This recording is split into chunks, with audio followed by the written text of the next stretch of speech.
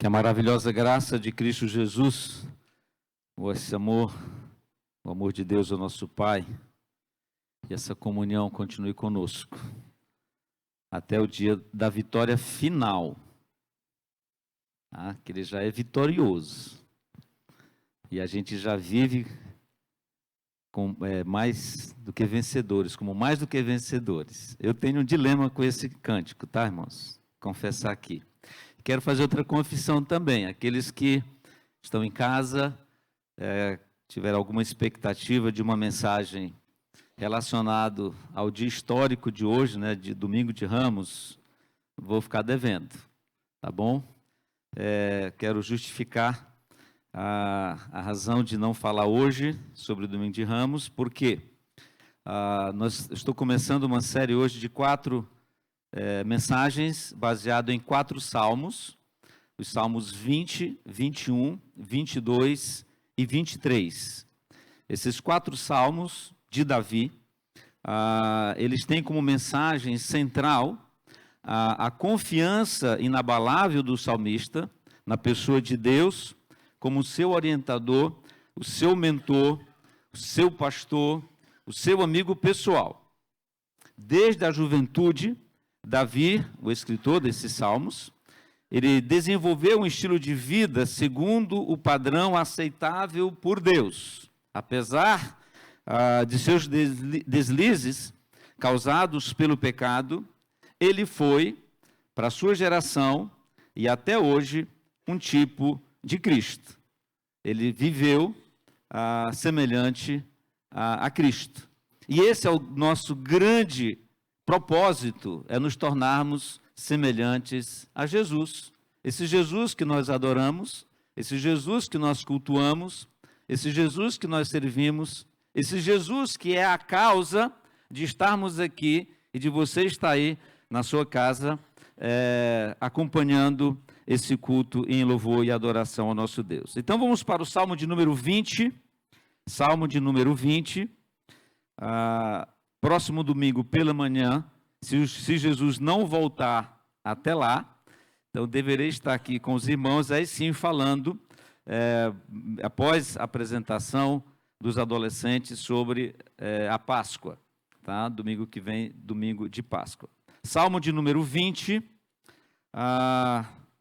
mesmo assentados, mas com muita atenção à palavra do Senhor. O título em negrito aí que foi dado, Oração pela Vitória. Aprendemos domingo passado, aqueles que não sabiam, aprenderam, e quem já sabia, entenderam, quer dizer, reafirmaram o aprendizado, que os salmos começam nessas palavrinhas que normalmente estão aí abaixo do subtítulo, ou do título melhor. Ao mestre de canto, Salmo de Davi. Então seria para o pessoal do coro, né? O líder da música, esse salmo. Que o Senhor te responda no dia da tribulação, que o nome do Deus de Jacó o proteja, que do seu santuário lhe envie socorro, e que desde Sião o sustenha, que ele se lembre de todas as suas ofertas de cereais e aceite os holocaustos que você ofereceu. Que Deus lhe conceda o que o seu coração almeja, e realize tudo que você planejou. Celebremos com júbilo a sua vitória, e em nome do nosso Deus, hastearemos bandeiras, pendões. Que o Senhor satisfaça todos os seus desejos. Agora sei que o Senhor salva o seu ungido. Ele lhe responderá do seu céu, do seu santo céu, com a vitoriosa força da sua mão direita. Uns confiam em carros, outros confiam em cavalos. Nós, porém, invocaremos o nome do Senhor nosso Deus. Eles se prostram e caem. Nós, porém, nos levantamos e nos mantemos em pé. O Senhor dá vitória ao rei. Ó Senhor, dá vitória ao rei. Responde-nos quando clamarmos. Amém? Amém. O Salmo 20, meus irmãos, eu quero explorar esse primeiro salmo dessa série de 4, com o tema, com essa proposição, buscando a assertividade, grafado com 2 S e não com C, buscando a assertividade nas tomadas de decisões, em qualquer circunstância ou área da vida pessoal e coletiva. A palavra assertividade, eu adotei essa palavra e mais 2 nos últimos anos. Essa palavra assertividade, a palavra proatividade e resiliência.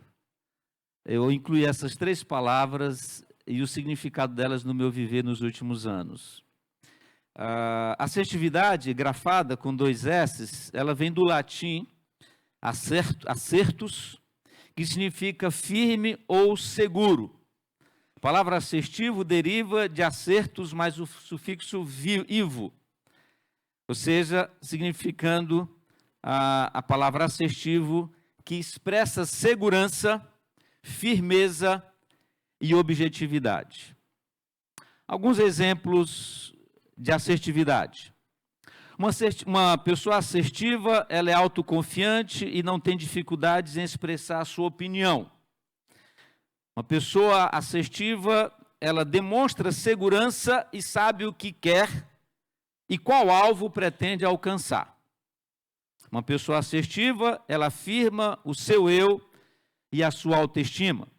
Uma pessoa assertiva toma uma posição clara, ou seja, não fica, entre aspas, em cima do muro. Pergunto, quantas decisões você tomou hoje, desde que você acordou? Você teve alguma crise em tomar a decisão, por exemplo, de escolher a roupa que veio para cá? Ou se vinha ou não vinha para o culto hoje? Que decisões você tomou hoje? Nós somos como que máquinas de tomar decisões. Tá? A IA jamais, a inteligência artificial jamais vai tirar isso de nós, porque cabe a nós, embora você possa até terceirizar, não vai ser legal, ela vai de repente te empurrar para o outro lado, então não entre nessa.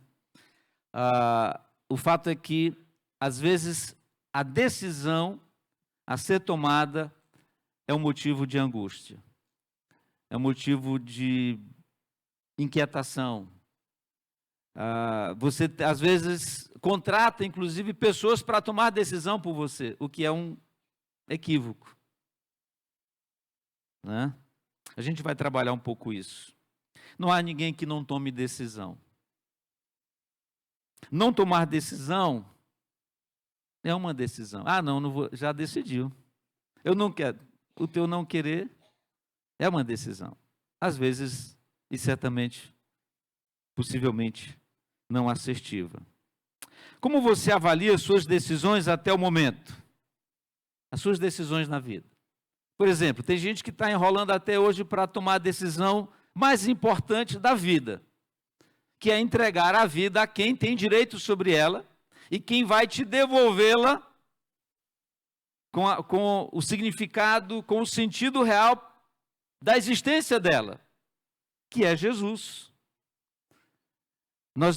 Eu, pelo menos quando eu entreguei a minha vida para Jesus, não é simplesmente para não ir para o inferno ou ir para o céu.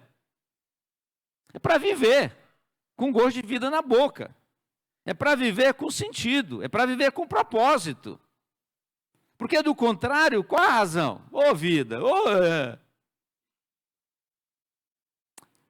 Se você ainda não decidiu, eu já estou fazendo o apelo no final, fazendo um spoiler aqui.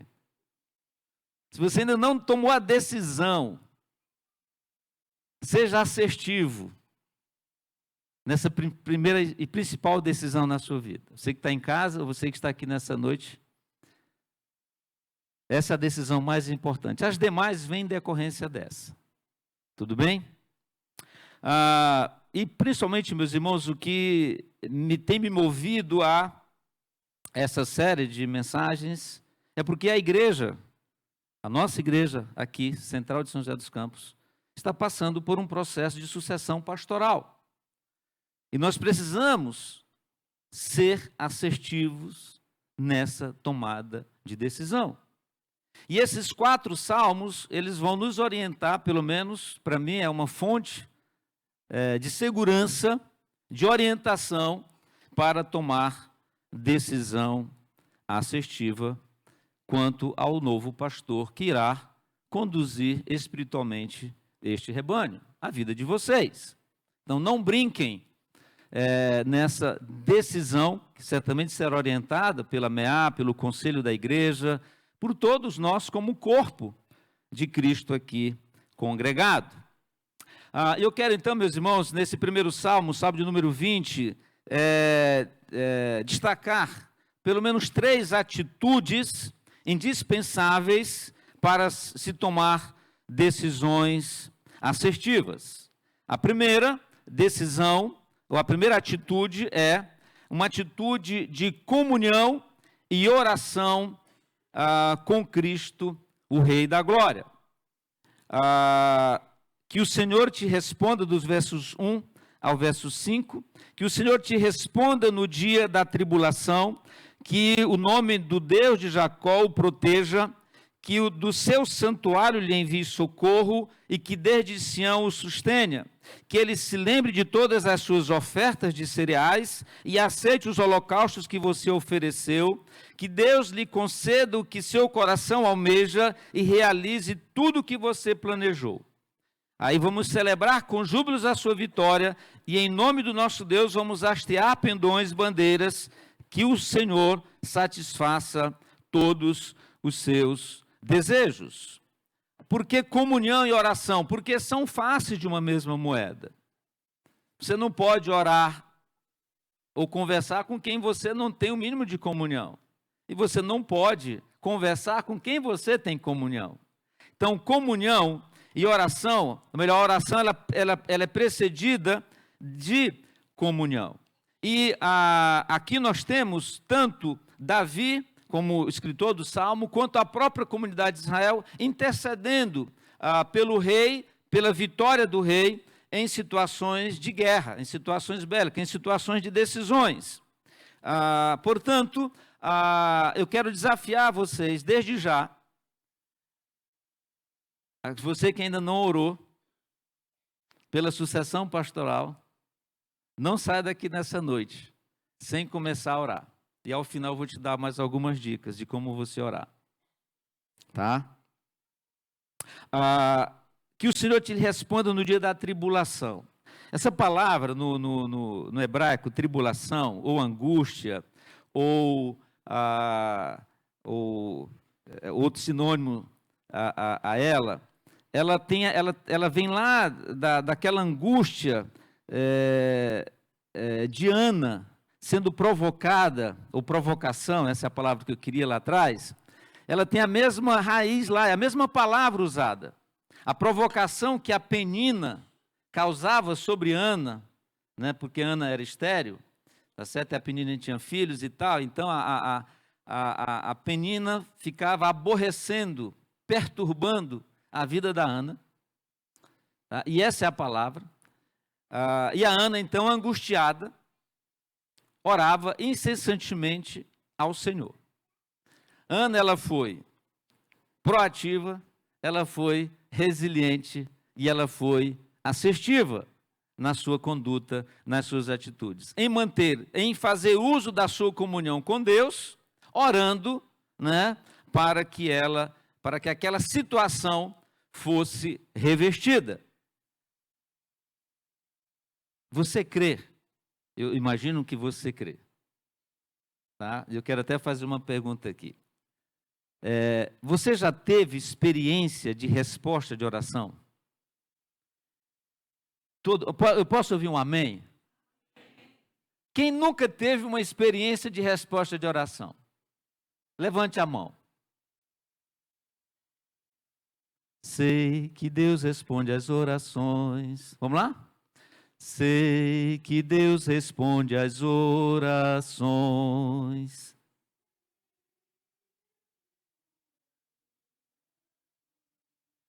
Pois pois eu mesmo já provei que Deus...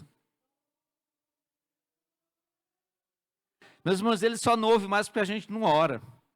E a gente só não ora mais porque a gente não acredita. Ou porque tem preguiça. Ou porque a gente quer fazer do nosso jeito. Tá certo?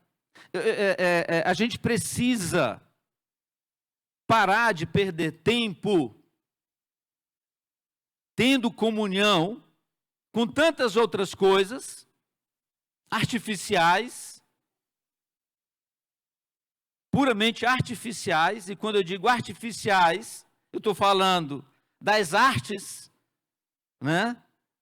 Televisivas, cinematográficas, etc. E perde-se muito tempo com isso, tentando absorver alguma coisa, e quando se perde tempo, então, quer dizer, perde-se tempo com isso enquanto a comunhão com o Senhor, que atende às nossas orações, atende às nossas inquietações, as nossas tribulações, e nos dá vida.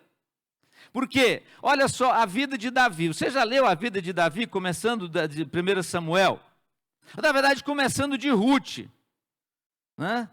Começando de Ruth, porque, se eu não me engano, ele é bisneto de Ruth, se eu não me engano. Tá? Começando lá em Ruth. Lê a história de Davi.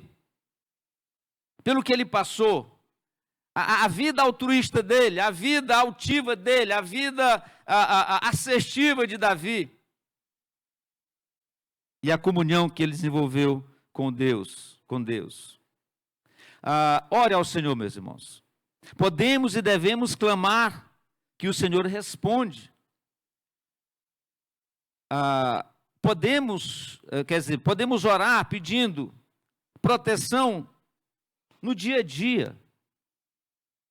No mundo tão inseguro, tão doido, todo dia, quando você sai, ou sair para pregar o trânsito, não é porque você é bom motorista, ou tem um carro blindado, que você está seguro, não. Ore ao Senhor todo dia pedindo proteção. Não simplesmente pela proteção, mas para você, não faça de Deus um utilitarista, como a maioria das pessoas fazem, mas porque Ele está contigo. Orar ao Senhor pedindo proteção é adiantar, é ser preventivo, até em algumas decisões equivocadas. Porque de repente você está pedindo proteção para ir para um certo lugar, o Senhor quer que você vá para outro. Isso é tão comum nas Escrituras. E na minha vida e na sua vida, eu imagino. Porque às vezes você está pedindo proteção ao Senhor numa coisa que Ele não vai te proteger mesmo. Eu gosto muito de um exemplo bem simples. Se uma chapa está quente, uma chapa de uma frigideira está quente, não peça ao Senhor proteção. Se você colocar a mão nela, não queimará a mão. Simplesmente não coloque a mão. Tá certo? Senhor, me proteja que eu estou atrasado, vou a 150 na Dutra. Não vai rolar. Entendeu? Reveja essa situação. Socorro e provisão, versículo 2. Esse salmo, meus irmãos, ele é muito provocativo para mim, assim como o Salmo 37, assim como Isaías 1,19. Se quiserdes me ouvir, comereis o melhor dessa terra. Deus, Ele satisfaz o desejo do nosso coração. Para isso precisa haver intimidade, comunhão. O Salmo 37, o Salmo 137 diz o seguinte: se você, o Salmo 37, descansa no Senhor e espera nele, melhor, versículo 4, Salmo 37, 4, agrade-se do Senhor e Ele satisfará os desejos do seu coração. Só que há uma lição antes. Primeiro você tem que se agradar do Senhor. Não basta você apenas querer ter o teu desejo satisfeito, se você não se agrada do Senhor. O primeiro passo é agrade-se do Senhor. Tá? Queira estar com Ele. Desenvolva uma intimidade com Ele. Queira Ele mais do que qualquer coisa. Mais do que qualquer coisa. E a gente sabe muito bem que o pecado que tem nas mentes nos assedia, facilmente nos envolve numa permuta equivocada. Tá? Quando eu troco o meu tempo com Deus com outras coisas, então é como se eu estivesse trocando Deus por essa outra coisa. Ou seja, a minha prioridade de uso do tempo com outra coisa ou com outras coisas é mais importante do que meu tempo em oração com Deus. Tá? Ore por socorro e provisão. Aqui nós temos a reciprocidade na comunhão e oração, no verso 3 e no verso 5. Que ele se lembre de todas as suas ofertas de cereais e aceite os holocaustos que você ofereceu. Celebraremos com júbilo a sua vitória e em nome do nosso Deus hastearemos pendões. Que o Senhor satisfaça todos os seus desejos. Aqui há uma reverberação, digamos assim, em 1 Samuel, quando Davi, ele busca a arca da aliança e leva para Jerusalém. Já está em Siló, se não me engano. Só que aí acontece aquela situação do moço lá colocar a mão lá e o rapaz morre. E Davi fica bravo. E aí ele deixa a arca na casa de outro sujeito lá. Aí o sujeito é abençoado. Aí ele fala, não, eu vou ter que levar a arca lá para Jerusalém, para minha casa lá. Tá certo? Aí ele leva. Só que aí a cada 6 passos que o povo dava, que o pessoal dava com a arca, ele sacrificava um animal, ele sacrificava um boi. E ele dançou, né, pulou, se alegrou diante do Senhor, aquela festa toda. A esposa Mical não gostou daquela cena, entendeu? Repreendeu ele, tá? E ela tomou uma decisão equivocada, acabou não engravidando, não dando filho para Davi, Mical, filha de Saul. Né? Então, o contexto desse salmo está aqui, envolve essas situações na vida de Davi. Meus irmãos, não limite, 2 Samuel capítulo 6, que conta a história, essa história de Davi, sacrificando ao Senhor, celebrando ao Senhor, levantando bandeiras ao Senhor, e esse foi o argumento dele. Isso não quer dizer que a gente tem que andar hoje pulando, né, saltando dentro da igreja, essa coisa toda não, tá, irmãos? Por favor. Não limite os seus pedidos. Não limite seus pedidos. Peça qualquer coisa. O não está garantido. Domingo passado, na aula do presbítero Samuel, né, ele falou dos 2 pedidos de Tiago e João. E Jesus falou, olha, não vai rolar. Entendeu? Não vai rolar. Pelo contrário, rolou foi a cabeça de Tiago. Depois, né? Não limite seus pedidos. No versículo 4, que Deus lhe conceda o que o seu coração almeja. Agora, esse pedido ele tem que ter o mínimo de assertividade e agora com C. Tem que ser certo. Tá? Não peça qualquer bobagem, ou nenhuma bobagem. Melhor. Mas não limite. Não limite. Tudo que você quiser pedir, pode pedir. Tá certo? O Senhor, na comunhão com o Senhor, o próprio Senhor vai te responder, olha, não vai rolar. Não vai dar. Dessa vez não, espera uma roncadinha e tudo mais. Tá? Meus irmãos, comunhão e oração com Cristo, o Rei da Glória. Primeira atitude indispensável para tomada de decisão assertiva é você tomar essa decisão com o Senhor em oração. Ele vai te responder no dia da angústia, mas também no dia da bonança, que é o capítulo 21, que é o Salmo 21, que é a resposta do Salmo 20. Tá? São 2 salmos opostos. Assim como o 22 é oposto do Salmo 23. Tá? E isso é uma das belezas desses 4 salmos. Restabeleça, meu querido, restabeleça ou reafirme a sua comunhão com Cristo a todo momento e usufrua dela mais do que qualquer outra coisa. Ainda dá tempo. Ainda dá tempo de você ter mais tempo com o Senhor. Deus, na sua didática revelada nas Escrituras, Ele criou o mundo em 7 dias. né? Quer dizer, em 6 dias. 6. Não são 7, são 6. E no 7º ele descansou. Isso é apenas uma ilustração. Né? Isso é apenas uma ilustração. Tem gente que nem no 7º descansa. E vive dando desculpa. E vive uma vida errática, equivocada, para dizer o mínimo. Então, faça pausas. Aprenda a fazer pausas, sem culpa. Aprenda. E mesmo talvez até no trabalho, na correria. Converse com o Senhor o tempo todo. O orar é sem cessar. A comunhão, ela jamais ela é interrompida, a não ser que você não queira. Não sei o que é que você vai fazer para se esconder. Porque o Salmo 139 diz, se eu subo ao céu, lá estás, se faço a minha cama no mais profundo abismo, lá estás também, se tomo as asas da alvorada e detendo os confins dos mares, ali o Senhor vai me guiar a mão.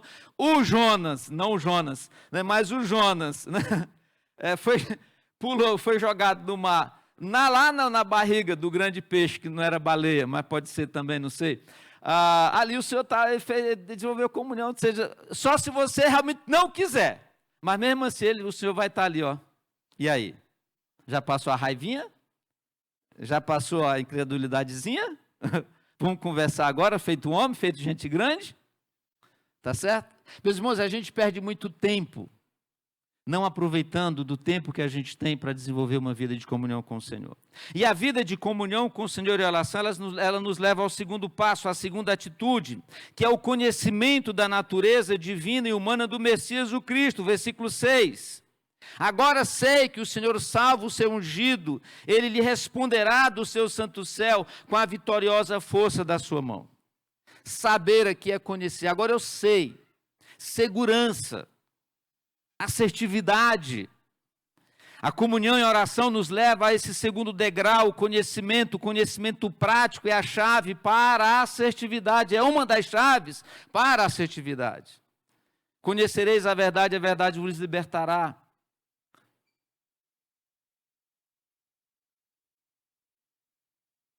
Esse versículo 6, o versículo 6 do Salmo 20, ele se cumpriu na vida de Davi. Ele se cumpriu na comunidade de Israel. E se cumpre até hoje na comunidade de Israel. Daqueles que confiam no Deus que formou aquela nação. Esse versículo 6 se cumpriu na vida de Cristo, do Messias, porque ele fala exatamente a palavra que ungido se refere ao Messias Cristo. E aí aquela crise aqui, né? Antropomórfica, da gente entender Deus falando com ele próprio, né? O Senhor salva o seu ungido, é ele próprio, né? É o próprio Cristo falando consigo ali, e Davi constrói essa poesia no entendimento que ele tinha na época, né? Prevendo, né? Aqui é escatológico esse verso, a segurança que ele tinha. A segurança que ele tinha. E a segurança que Jesus teve ao enfrentar a cruz, mesmo na condição humana, sentindo a dor e o peso de não ir para a cruz por mim e por você. E ele ora, Pai, se possível, passa de mim esse cálice, contudo seja feita a tua vontade. Eu estou certo que eu vou sair do outro lado. Eu vou ressuscitar o terceiro dia. Né? Então, vamos em frente. Segue o projeto. Tá? Esse verso, meus irmãos, verso 6, ele se cumpre em cada discípulo de Cristo que confia, que conhece o caráter, a natureza, tanto humana de Jesus, que revela a nossa natureza, também humana, e quanto a natureza divina de Jesus. E para mim o cristianismo, ele tem a sua essência e o seu diferencial nesse ponto. Nós temos um Deus humano e divino. Um Deus que se identifica com a nossa dor, com a nossa angústia, que andou conosco, que se identificou conosco, sabe o que é padecer, e em comunhão com o Pai, e em conhecimento da natureza do Pai,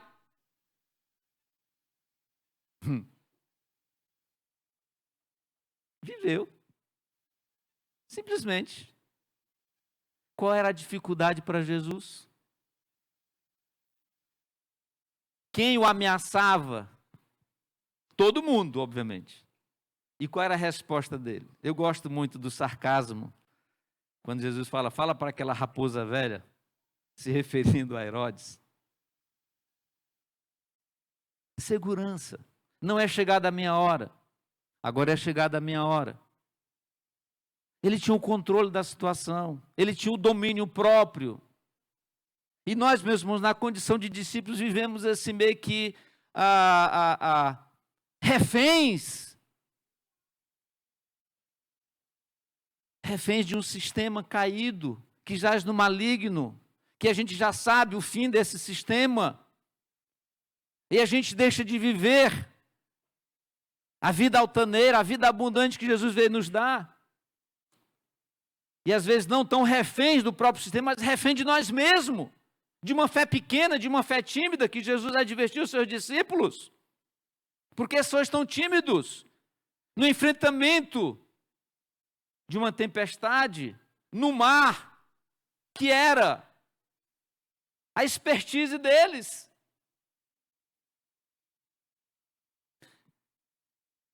De 0 a 10, quanto você conhece de Jesus e de sua vontade? Quanto você conhece de Jesus e da sua vontade? E é interessante essa questão da vontade do Senhor. Na oração do Pai Nosso, a oração do Pai Nosso está lá: seja feita a tua vontade, assim na terra como no céu. Mas a gente, como criança birrenta, quer porque quer que a nossa vontade é que seja feita. Tá? E a gente precisa parar de ser criança birrenta, tá? Crescer como adulto na fé e, primeiro, entender que a vontade do Senhor, como escreve Paulo aos Romanos, ela é boa. Vamos lá? Ela é boa, agradável e perfeita, ou a ordem dos fatores não altera o viaduto. Ela é boa, perfeita e agradável. E todas as coisas cooperam para o bem daqueles que amam a Deus, inclusive a dor, a angústia. Porque essa é uma forma de Deus chamar a minha e a sua atenção. É ruim, dói, a gente não quer, mas faz parte do processo. Porque o próprio Cristo passou por isso na condição humana. Para ser aperfeiçoado, para ele chegar à conclusão de quem de fato ele era na condição humana. E deixar esse exemplo para mim e para você, também na condição humana. Não se pode conhecer alguém sem ter comunhão com ela. O conhecimento de Cristo promove autoconhecimento e confiança. Você quer se conhecer? Você quer se conhecer? Você pode até pagar para psicólogo, analista. Vá, gaste seu dinheiro. Tá? Mas se você quer se conhecer de verdade, converse com o Criador. Conhece com aquele que te viu a substância informe no ventre da tua mãe. Não importa a circunstância em que você nasceu. Existe uma expressão ruim, usada lá no Nordeste. Você é filho de chocadeira. Né? Parece filho de chocadeira. Não importa. Deus te viu a substância ainda informe e escreveu todos os dias da sua vida. Agora, persiga isso, meu querido. Em vez de ficar tergiversando, tentando teologizar em cima de uma situação que é peculiar a você e a mim, na condição humana e existencial, eu tenho que conversar com o meu Criador, é com o meu Salvador, é com o meu Senhor. Posso conversar com o irmão Orlando, como analista, psicanalista e tal, ele vai me dar algumas dicas legais, não estou menosprezando a figura do conselheiro, do psicólogo, do psiquiatra, não, pelo contrário.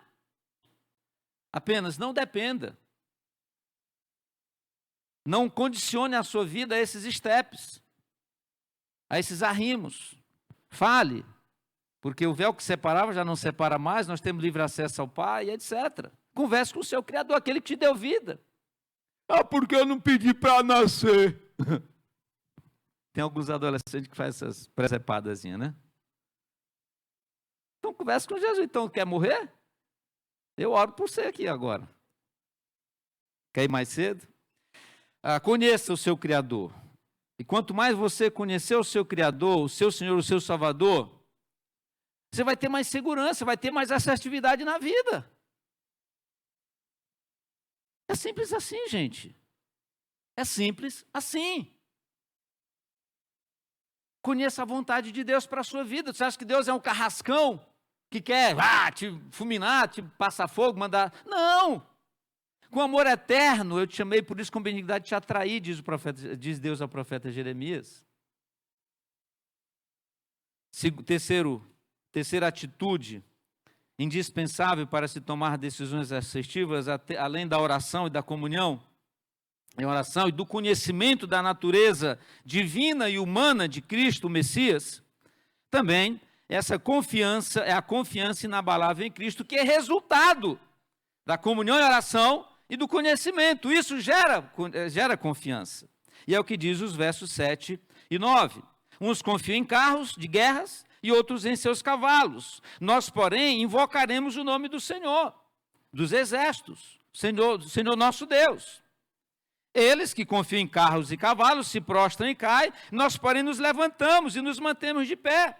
Ó Senhor, dá vitória ao rei, responde-nos quando clamarmos. Davi viveu isso.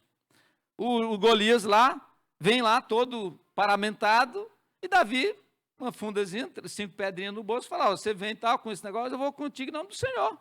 Confiança, porque ele conhecia o caráter do Deus de Israel, a quem ele serviu desde criança. Gente, parece ridículo a cena. É desproporcional demais o poderio bélico. Mas Israel sobrevive, meus irmãos, até hoje, com essa discrepância.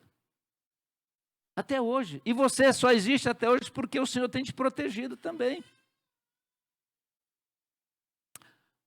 O povo hebreu passa pelo mar, vem Faraó, né, com a faca nos dentes, todo cheio de raiva, querendo matar todo mundo, e os carros deles ficam onde? Emperrados aonde?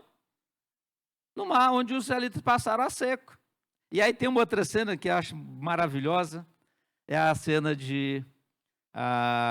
da Débora. Não da Débora. Da Débora. A profetisa e juíza Débora. 20 anos, Jarim, né, e o seu comandante Císera, 900 carros, tal, e aí 20 anos perturbando a comunidade de Israel. E aí Débora falou o seguinte, Baraque, vamos conversar, meu filho. Seguinte, o senhor vai entregar o exército de Císera na nossa mão. Aí a conversa vai, e o Baraque, meu, fala, se prepara para tu ir. Ele falou, só vou se tu for. Ô caba frouxo, desculpe. Mas o Baraque aqui, ele... Tá. E aí a Débora ainda falou o seguinte, ó, só abaixa a bola, porque o senhor vai dar, né, vai entregar o exército de Jarim, ou de Císera, na mão de uma mulher, que nem era ela. E aí tem uma mulher mais braba ainda, que é a esposa de Heber, a senhora Jael. Gente, a Jael, ô mulher braba.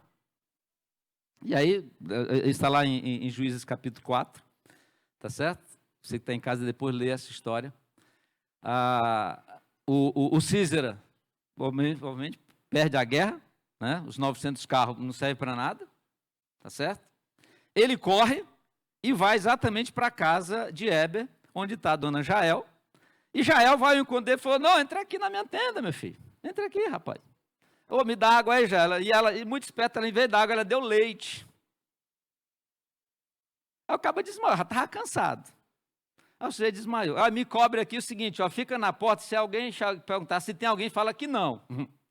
E é o seguinte, outra coisa rica também é a origem de Heber e de Jael. Gente, é um povo, os recabitas, é um povo mais fiel descrito nas Escrituras. Jeremias 35, depois você lê Jeremias 35, a história de Recabe, quando Deus desafia Jeremias a servir vinho para a turma. Né? Depois você lê. Uma outra mulher também que é braba, né?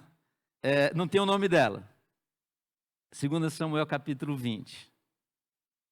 Ela é apresentada como a mulher sábia, né? Seba, sujeito confuseiro, arrumando confusão com a comunidade de Israel. Ele invade a cidade da dona mulher sábia, tá? E aí, Joabe, com o exército de Davi, quer invadir a cidade. E ela grita lá de dentro: ô Joabe, vem aqui, meu filho.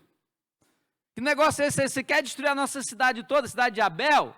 Faça isso não, o que é que você está querendo? Aí o Joabe falou o seguinte: o Seba está aí dentro da cidade. Ele falou: tu vai destruir a cidade? Ele falou: não faça isso não. E ela reúne com os conselheiros da cidade, e ela faz sabe o que, meu irmão? Corta a cabeça do Seba e joga por cima do muro. Parece uma cena de horror. E é, de fato. Mas ela é descrita como uma mulher sábia, que sabe tomar decisão, que é segura, que é assertiva nas suas decisões. Está na Bíblia. Você nunca leu essa história? Você está perdendo tempo. Você está perdendo muito tempo. Na Bíblia tem mais história, mais engraçada do que os doramas. É porque é real. É real, a história da Bíblia é real. Dorama é fictício. Confie inabalavelmente em Cristo. Não em si mesmo ou nas muletas ou penduricalhos, né, que às vezes nos são oferecidos. Confie inabalavelmente em Cristo, sendo e procurando ser semelhante a Ele, na confiança que Ele tinha com o Pai. Às vezes, quando a gente fala ser semelhante a Jesus, a gente pensa que a gente vai querer, tem que ir para a cruz, tem que fazer os milagres que Ele fez, entendeu? Não. É nesses atributos, em coisas que nos são possíveis, porque foi possível aqueles que nos antecederam, né? E a razão por que estamos aqui é porque o Evangelho chegou até nós porque eles confiaram e se comportaram, foram cristãos de verdade. Foram cristãos de verdade. Meus irmãos, eu fico com vergonha, é sério. Por exemplo, quando eu fui gravar algo ali com os meninos ali, vendo o retrato da igreja, não sei quando foi, não é nem tanto tempo, nem tem tanto tempo aquela foto, né? Que eu vi alguns ali, já estão meio acabados mesmo, né? Mas tem outras mais antigas, né? A criancinha e tal. Gente, era um volume de gente tão grande. A gente estava com o desafio de reescrever a segunda edição do livro, A História que Precisa Ser Contada, e tem lá a árvore genealógica. 80% das igrejas do Vale do Paraíba Cristã Evangélica nasceram da igreja central. Vamos despertar, meu povo. Vamos confiar mais. Vamos acreditar mais. E o que temos que fazer, o nosso fazer, é simplesmente confiar, acreditar. E aí sim, a nossa ação precisa ser movida pela crença, não o contrário. Não o contrário, a gente quer fazer o contrário. Agir sem fé, agir sem confiança, não vai dar em nada. Agora, quando eu acredito e vou, pode até ser que não dá em nada. Mas eu não vou ficar derrotado, não. Não há esse sentimento, não há essa sensação de derrota. Porque é o Senhor que faz. Meus irmãos, confiem inabalavelmente em Cristo com oração incessante, como Jesus fez. Demonstre essa sua confiança na prática, aquela crise lá de Tiago, em Tiago, né? Fé e obra, acredita, não acredita, tal. Mostre a sua fé, meu irmão. As pessoas precisam disso, ver essa prova de fé. Pastor, mas a minha fé está tão, não sei o que, tal. Investe nela, olha. Ficar reclamando não vai aumentar, não. Aí volta lá o passo inicial, a primeira atitude. Mantenha a sua comunhão com o Senhor, em oração. Conheça o Senhor, né? E isso vai despertar, vai gerar em você uma fé, a fé inabalável. Você não começa tendo fé. Ou se vai ter fé no objeto errado. Meus queridos, de 0 a 10, como está a tua confiança em Cristo Jesus? Talvez você confie que não vai para o inferno. Tá? Você confia no plano da salvação, batizou, toma ceia, dá oferta, dízimo, faz o teu beabá religioso, meio que garantindo ainda uma crença equivocada, talvez, que essas obras te levarão ao céu. Essas obras não te levarão ao céu. A sua confiança inabalável em Cristo, é que não apenas te levará ao céu, à eternidade, mas você já vive, mas você já experimenta a vida da eternidade do lado de cá dela. E é isso que eu tenho procurado viver. Entendeu? Porque a alegria que eu tenho agora, essa alegria é a mesma que eu vou ter no céu. A tristeza que eu tenho agora, eu não terei no céu. A dor que eu tenho agora, eu não terei no céu. A paz que eu sinto em minha alma, não é porque tudo me vai bem, né? Esta paz que eu sinto em minha alma, é a mesma paz que eu vou sentir no céu. Não haverá outra paz no céu. O amor que eu tenho, né? Hoje o amor que eu sinto pelo Senhor, não que eu sinto, mas que eu tenho pelo Senhor, vai ser o mesmo amor, não tem outro amor no céu. Estão entendendo? Então eu posso viver impressões, não intensamente, porque é só na vitória final, né? Mas enquanto Jesus não vem reinar plenamente, eu já vivo com Ele, Ele é meu Senhor. E Ele me dá todas as garantias, meus queridos. Ele te dá todas as garantias de você viver uma vida altaneira. Que é uma situação, com todas as aspas, mais irresponsável do que essa de Davi querer enfrentar um gigante.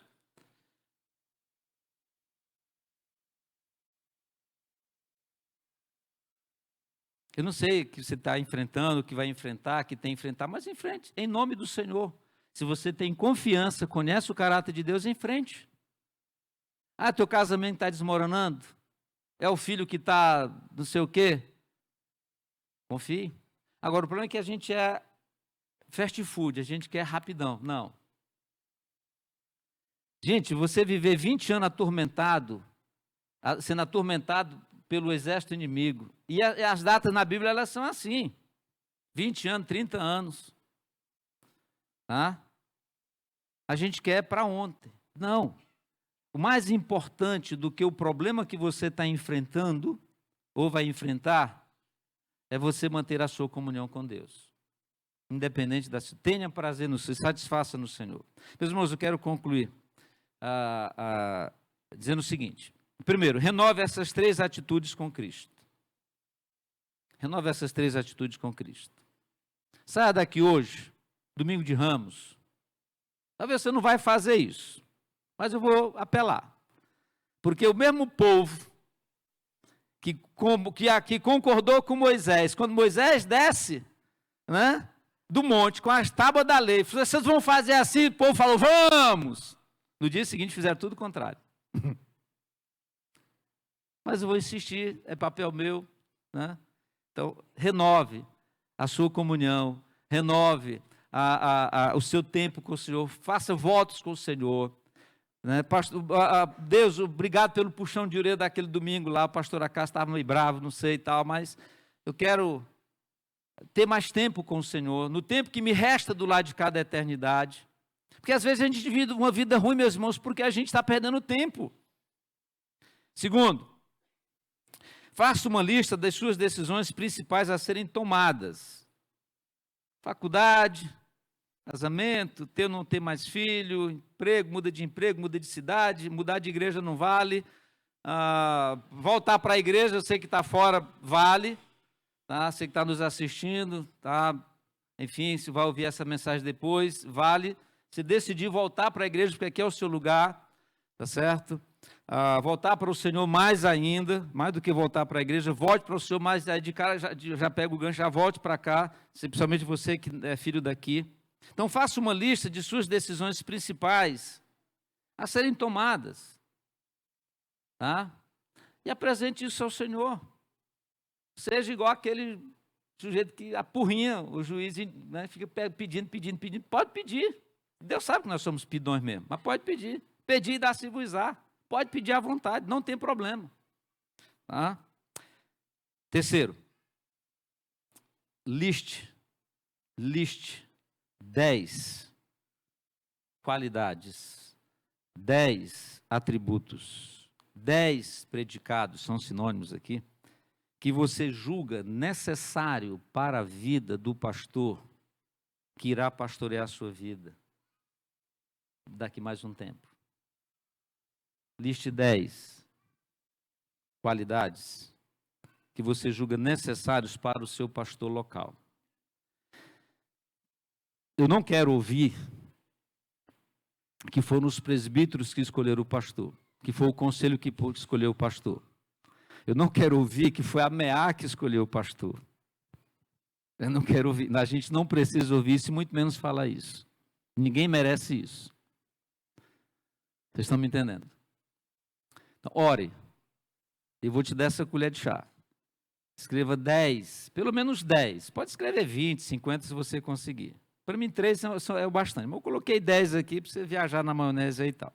10 qualidades ou atributos predicados de um pastor. Você entende, você que é membro dessa igreja, congregado dessa igreja, seja necessário. Dessas 10, o exercício não acaba aqui não. Desses 10, você vai escolher 5 que são inegociáveis. Pelo menos 5. 3 para mim também já é bastante. Então você vai escrever 10 qualidades. Das 10, você vai separar 5 que são inegociáveis. Se essas 5, né, você vota contrário no dia da Assembleia. As outras 5 você vai colocar como negociáveis. Não torce para o teu time, entendeu? Enfim, não sei. Tá certo? Entenderam? Amém? Entenderam as 10 qualidades que você vai escrever? E você vai ajudar, né, a liderança espiritual da igreja, o conselho de presbíteros, você vai ajudar a MEA, você vai ajudar a igreja, né, nessa oração, nessa busca pelo homem que o Senhor tem para essa igreja. Amém? O trabalho está sendo feito. O trabalho está sendo feito. Já começou. Mas a resposta, o plano nosso, o plano do conselho, o plano da comissão que foi eleita, é uma coisa. A resposta certa vem do Senhor, dos lábios do Senhor. Tá certo? E certamente, você verá essas 5 qualidades inegociáveis na vida desse homem, porque do contrário, aí sim, você pode tomar rumo e enfim. Amém, gente? Seja assertivo nas suas decisões. Errar, a gente já errou muito. Então, vamos parar com esse negócio. Para isso, mantenha a sua comunhão com o Senhor em oração. Conheça o caráter, a natureza do seu Senhor e desenvolva uma fé inabalável. Amém? Nós vamos cantar o Salmo 24. Eu pedi esse salmos hinos. Para os altos montes olharei, buscando a salvação. Eu canto não por